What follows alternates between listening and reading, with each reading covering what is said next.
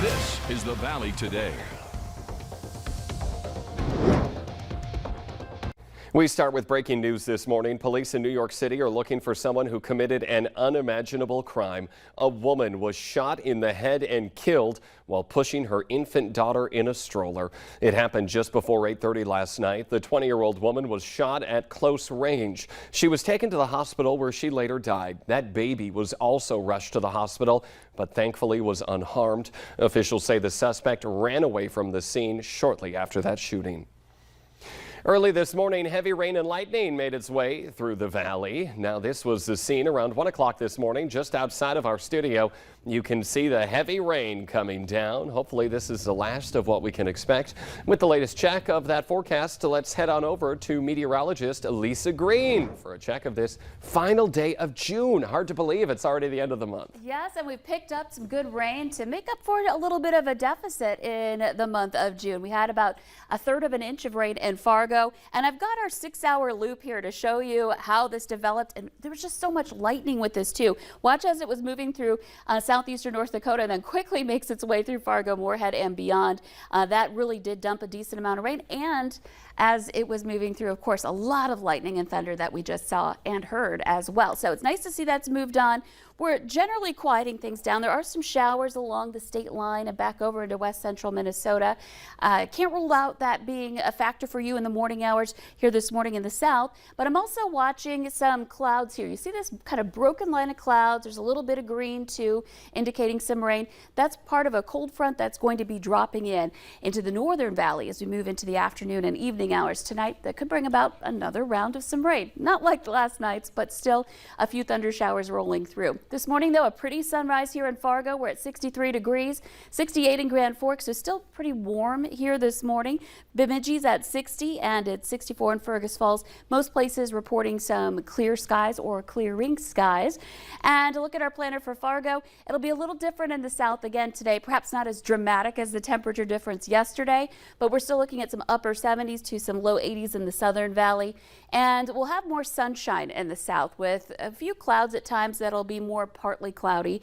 But beyond that, it's going to be a pretty pleasant day. The issue that we'll be dealing with is a northwest wind gusting into the 20s to 30 miles per hour, steady speeds in the teens, and everybody will be feeling that. Now, if you're in the northern valley, you're more likely to experience that isolated thunder shower during drive time tonight. So we'll be talking about that coming up in your hour-by-hour forecast. And a look ahead to the holiday weekend here. I know a lot of us have plans maybe to travel, just to head out to the lake, or even just be outdoors.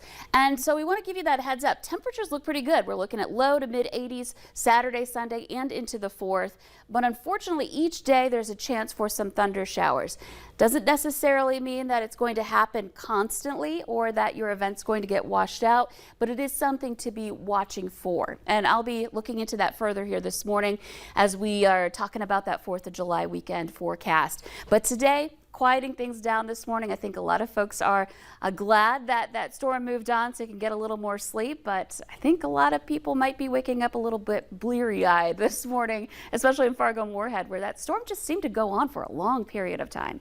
And it was even the kind of a situation where I felt that your house just shook too when that thunder went through. It was intense. Yeah, there were some pretty close lightning strikes. There was so much lightning. I think each one of us experienced that in the metro and any place that was in the path of the storm as well. All right, Lisa, thank you this morning.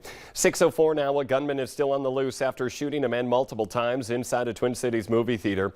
People were enjoying their night at the movies when shots rang out inside the Marcus Oakdale Theater just after 10 Tuesday night.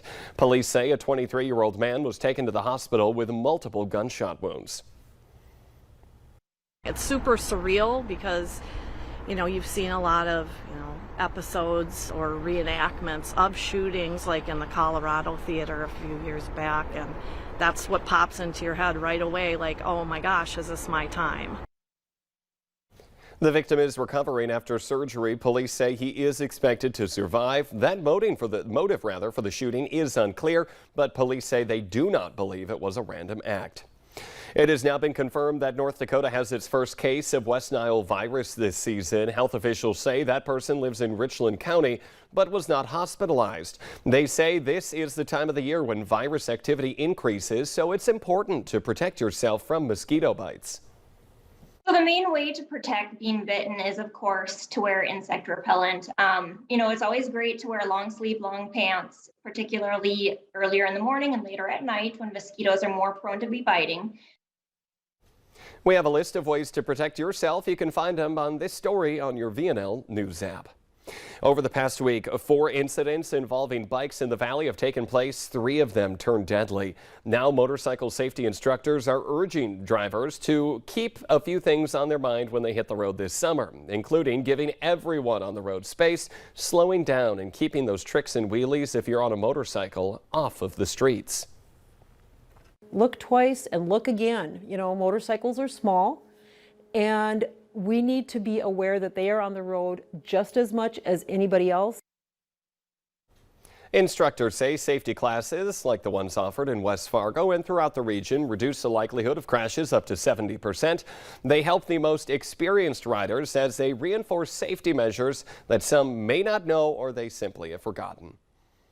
U.S. Supreme Court Justice Stephen Breyer will officially retire from the High Court today. The 83-year-old justice was appointed in 1994 and announced his retirement back in January.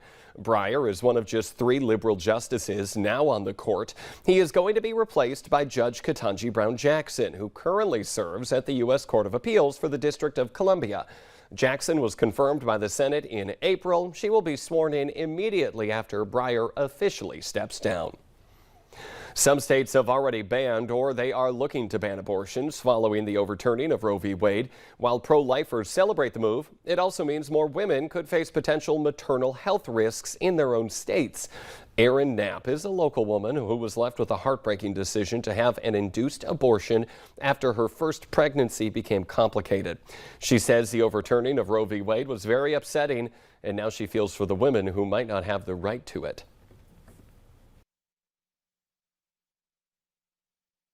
Just, what people see on the surface. There's so many medical conditions associated with pregnancy that are harmful to the mom.